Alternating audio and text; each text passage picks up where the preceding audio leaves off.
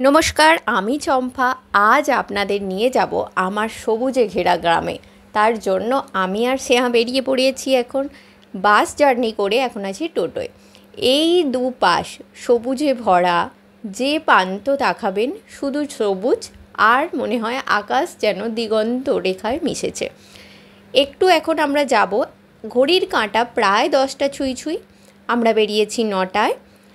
দু চোখ পুরো জুড়িয়ে যায় যখন দেখি নিজের বাড়ির ছাদের ওপর এক টুকরো আকাশ। তখন কিন্তু সেই জায়গা থেকে এই জায়গায় যেটা আমি দেখে বড় হয়েছি সেটা কিন্তু দুর্দান্তই, মানে তার কোনো তুলনা হয় না। রাস্তায় যেতে যেতে ভীষণ খিদে পেয়েছে দুজনেরই, তাই একটু বসে পড়লাম এই চেনা দোকানগুলোয়। ছোট্ট একটা চায়ের দোকান, কিন্তু এই দোকানে এই যে ডিম টোস্টটা স্বাদ হয় অপূর্ব, ভীষণ নরম, বেডটা ভীষণ ফ্রেশ। খেয়ে দিয়ে আবার রওনা দিলাম টোটো করেই। এই যে দেখছেন এখন দুপাশ জুড়ে শুধু গাছ, আর ওই যে দূরে জল ভরা জমিগুলো, ওগুলো ধান চাষের জন্য এখন তৈরি করা হচ্ছে। বীজ ফেলা হয়েছে কিছু জমিতে, ধান চারা গাছ সেগুলো তোলা হবে এবং ওই যেগুলোই জল ভরা জমিতে বসানো হবে। আর এই যে চারিপাশের রাস্তা, এগুলো ভীষণ আমার চেনা। এই রাস্তা দেখতে দেখতে মেয়েকে আমার ছোটোবেলার স্মৃতি বলতে বলতে এগিয়ে যাচ্ছিলাম। আর এই জায়গাটা আমার ভীষণ চেনা, জীবনের কয়েকটা বছর এখানটায় আমি কাটিয়েছি।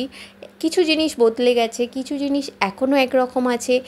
আর এই জায়গাটায় হয় রথের সময় এখানটা ভীষণ মেলা হয়, এখানে রথও আছে। আর এই হচ্ছে কলেজ, যে কলেজটায় অনেক স্মৃতি রয়েছে। এর পাশেই একটা ছোট্ট ক্যান্টিনের মতো ছিল, যেখানে ব্রেড আর মানে তখনকার ওই কোয়ার্টার পাউরুটি, তার সঙ্গে ঝোলঝোল ঘুগনি, সেই টেস্টটা সত্যিই অসাধারণ।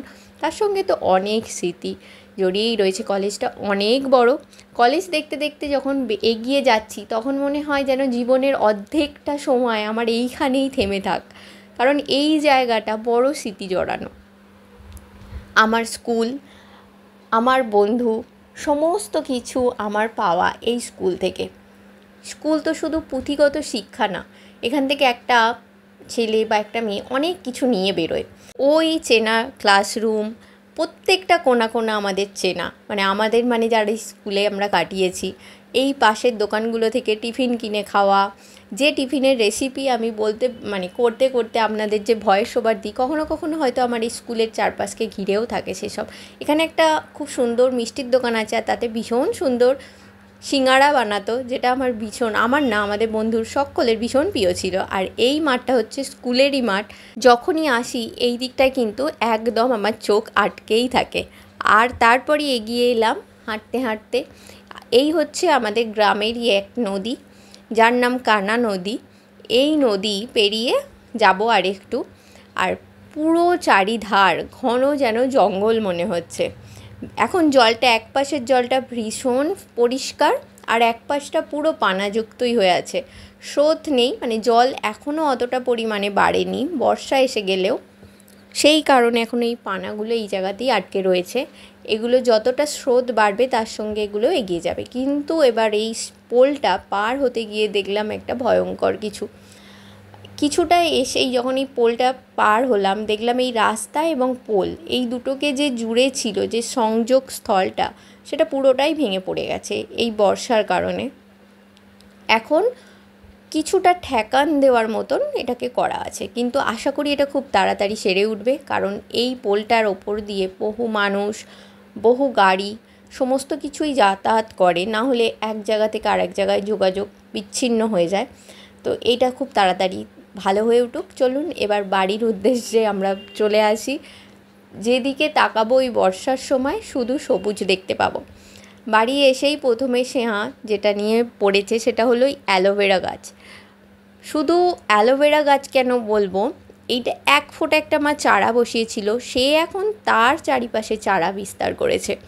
আর এই যে মায়ের হাতের প্রত্যেকটা গাছ ভীষণ সুন্দর হয়, এই জায়গাটা পুরো গাছে ভরে থাকে। অল্প মাটি, কিন্তু তাতেও গাছগুলো ভীষণ ভালো হয়। মা যে গাছে বসাক সেই গাছেই যেন ফুল ফল ভরে ওঠে। এবার ও কি করবে, ও ভীষণ বোর হচ্ছে। ও এখন একা, সবাই আসবে তারপর ও খেলার সঙ্গী পাবে। এই যে ও বাইরে চলে এসছে, আর ও ভীষণ প্রকৃতি ভালোবাসে। সবুজের সঙ্গে মিশে থাকতে তারাই ভালোবাসে যারা একটু বেশি সবুজকে ভালোবাসে, প্রকৃতি ভালোবাসে। পায়ে কাদা লাগলে তাদের অসুবিধা হয় না, তারা মানে আমাদের মতো মানুষরা। আমার এই যে গাছগুলোকে আমি দেখি এখানে এসে, আমার মনে হয় এরা ভীষণ জীবন্ত, মানে এরা অনেক পানোচ্ছল, মানে হয় না জীবন্ত তো সবাই, কিন্তু অনেক পান খুলে বাঁচার অনেকের আচ্ছা ঠিক আছে এরম, কিন্তু আমার গাছের টবগুলো ও টবের গাছগুলো ওই রকম, মানে আচ্ছা ঠিক আছে হচ্ছি এরকম।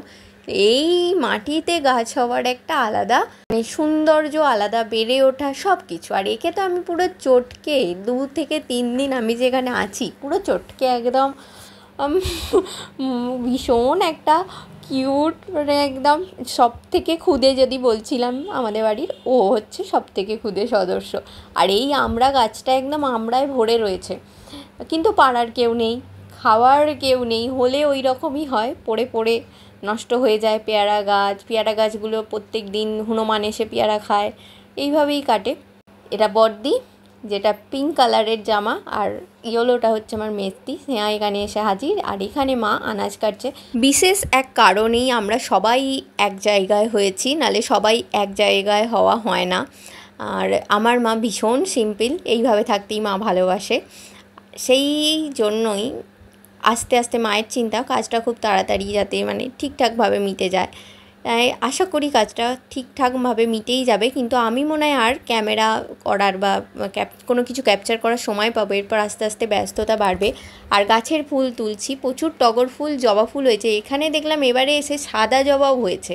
এই জবাটা তো মায়ের পুরো গাছ ভর্তি হয়ে যায়, বাইরে একটা পিঙ্ক কালারের জবাও আছে, এবারে দেখছি সাদা জবা। এটা দেখে আমি রীতিমতো মানে মাকে বলছি তুমি এই গাছটাও লাগিয়ে ফেলেছো, লাল আর কি কালার তোমার বাকি আছে, লালও তো আছে। তারপর দেখি এই যে বাইরে এই দুজন মা 2 ছানাকে নিয়ে, তার মানে 2 মা 2 ছানাকে নিয়ে চলে এসেছে ঘুরতে।